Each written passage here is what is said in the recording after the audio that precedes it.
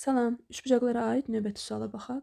Üçbucağın hündürlükləri onun təpə nöqtələrindən birində kəsişir.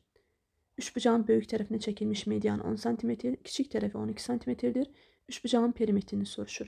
Əgər üçbucağın hündürlükləri onun təpə nöqtələrindən birində kəsişirsə, deməli bu düzbucaqlı üçbucaqdır.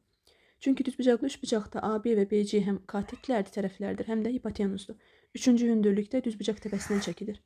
İndi burada üçüncü hündürlüyü çəkməyəcəm, çünki bizə deyir ki, üçbucağın böyük tərəfinə çəkilmiş median 10-dur deyir.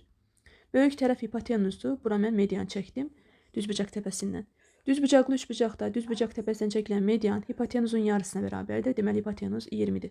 Kiçik tərəf 12-dir deyir, bizdən perimetri soruşur. Katetlərdən biri 12, hipotenuz 20, digər katetə də x deyirəm. Olacaq 12-nin kvadratı üstəgəl x kvadratı bərabərdir 20-nin kvadratı.